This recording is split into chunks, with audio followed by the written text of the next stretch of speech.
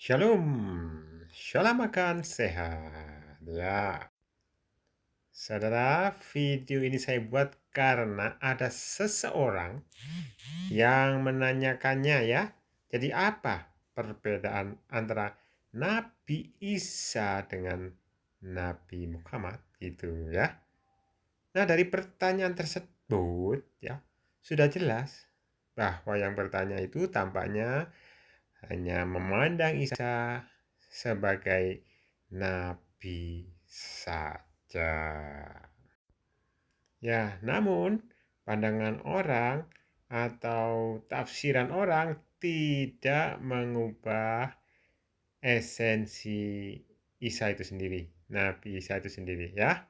Oke, mari kita pakai kacamata yang benar. Pakai kriteria-kriteria atau perbandingan dengan melihat semua sisi, semua aspek ya. Nah, untuk Isa karena saya Kristen ya, jadi saya akan melihat dari sumber yang saya percaya, yaitu Alkitab dari sudut pandang Kristen. Saya akan melihat Isa itu adalah Yesus Kristus, saudara ya. Sedangkan Nabi Muhammad saya tidak banyak membahas ya. Saya akan bandingkan dengan nabi-nabi lain saja. Ya, oke. Ya. Nah, aspek-aspek apa saja yang akan kita lihat ya? Sebenarnya banyak ya. Mungkin aspek pengutusan, prosesnya kapan diutus, terus siapa yang mengkonfirmasi dan lain sebagainya. Mungkin ada aspek moralitas ya, moralitasnya seperti apa dalam hidupnya. Kemudian tentang otoritasnya, seperti apa sih otoritasnya dan lain sebagainya. Ayo kita mulai kencangkan ikat pinggang ya. Dari aspek pengutusan dulu ya. Bahwa kedatangan Yesus Kristus itu sudah jauh-jauh hari dinubuatkan saudara. Ya, tentang kelahirannya sudah dinubuatkan. Dilahirkan oleh siapa, tempatnya di mana, dan lain sebagainya. Tentang kehidupan dan pelayanannya juga sudah dinubuatkan. Tentang penderitaan dan kematiannya, Yesus juga dinubuatkan. Bahkan sampai kebangkitan dan kenaikan Yesus juga sudah dinubuatkan. Sudah lengkap, saudara. Ya, kita coba ya lihat satu-satu. Ya, nubuat tentang kelahiran Yesus ya. Dia lahir dari perawan. Nah, ini dinubuatkan di Yesaya 7 ayat 14 ya. Bahwa Yesus akan lahir dari seorang perawan dan digenapi oleh Maria, ibu Yesus. Ya, dicatat di Matius 1 ayat 22 sampai 23. Kemudian tentang tempat ya. Dia lahir di Bethlehem. Itu sudah dinubuatkan di Mika 5 ayat 2. Dinubuatkan bahwa Yesus akan lahir di Bethlehem sesuai dengan catatan kelahiran Yesus di Bethlehem. Matius 2 ayat 1, Lukas 2 ayat 4 sampai 6. Kemudian juga dinubuatkan dia dipanggil dari Mesir. Ya, ini dicatat di Hosea 11 ayat 1. Menubuatkan bahwa Yesus akan dipanggil dari Mesir yang digenapi ketika Yusuf dan Maria membawa Yesus ke Mesir untuk menghindari Herodes. Ya, itu dicatat di Matius 2 ayat 14 sampai 15, saudara. Kemudian nubuatan tentang kehidupan dan pelayanan Yesus ya. Yang pertama itu membawa terang ke Galilea. Nah, nubuatannya ada di Yesaya 9 ayat 1 sampai 2. Menubuatkan bahwa Yesus akan membawa terang ke daerah Galilea yang digenapi oleh pelayanan Yesus di Galilea ya. Matius 4 ayat 13 sampai 16. Kemudian mengajar dengan perumpamaan itu juga dimuatkan di Mazmur 78 ayat 2 sampai 4, Yesaya 6 ayat 9 sampai 10, menubuatkan bahwa Yesus akan mengajar dengan perumpamaan sesuai dengan catatan Injil dalam Matius 13 ayat 10 sampai 15, ayat 34 sampai 35 dan lain-lain. Kemudian nubuatan tentang penderitaan dan kematian Yesus. Ia dihina dan ditinggalkan. Itu ada di Mazmur 22 ayat 7 sampai 8, Yesaya 53 ayat 3 menubuatkan bahwa Yesus akan dihina dan ditinggalkan yang digenapi oleh pengalaman Yesus di kayu salib. Itu ada di Matius 27 ayat 39, Markus 15 ayat 29. Kemudian juga tangan dan kaki ditusuk, itu juga sudah dinubuatkan saudara di Mazmur 22 ayat 16 dan Sakaria 12 ayat 10. Menubuatkan bahwa tangan dan kaki Yesus akan ditusuk yang sesuai dengan catatan. Ya, kemudian juga tentang penguburan, dikuburkan dengan orang kaya. Yesaya 53 ayat 9 menubuatkan bahwa Yesus akan dikuburkan dengan orang kaya yang digenapi oleh penguburan. Yesus dikubur Yusuf dari Arimatea. Ya, masih ada saudara nubuatan tentang kebangkitan dan kenaikan Yesus bangkit dari kematian.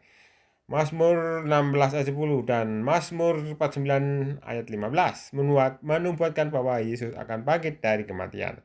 Yang digenapi oleh kebangkitan Yesus dicatat dalam Matius 28 ayat 2 sampai 7. Kemudian Kisah Para Rasul 2 ayat 22 sampai 32. Saudara, adakah nabi yang mati kemudian bangkit dari kematian?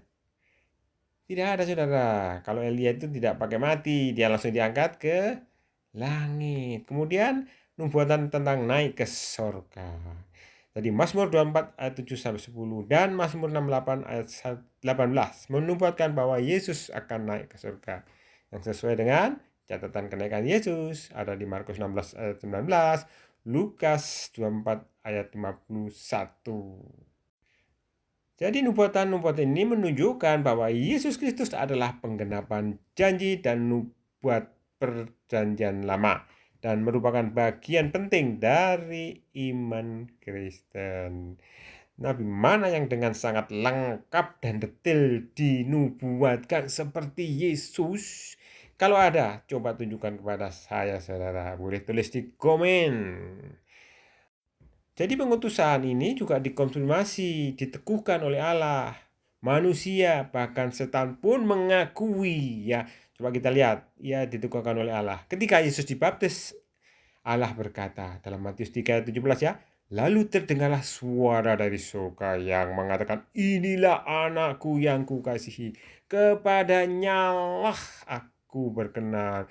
Kemudian ketika Yesus dimuliakan di atas gunung, dalam Matius 17 ayat 5, dalam Markus 9 ayat 7, dalam Lukas 9 ayat 35, ketika itu ada awan turun menaungi mereka dan dalam awan itu terdengar suara yang berkata, inilah anak yang kukasihi, kepadanyalah aku berkenan.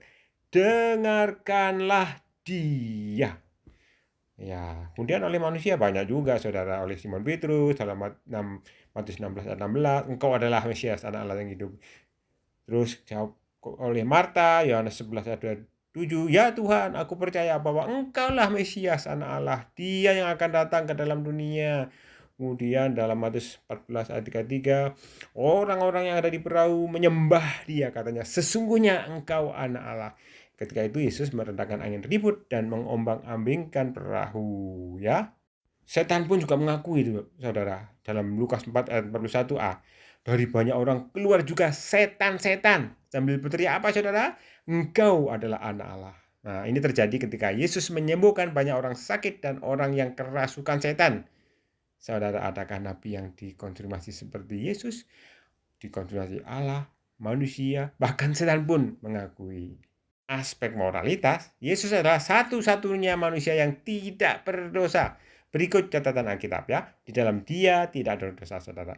Dia yang tidak mengenal dosa. Dia juga tidak berbuat dosa. Itu dicatat di 1 Yohanes 3 ayat 5. Dan kamu tahu bahwa ia telah menyatakan dirinya supaya ia menghapus segala dosa.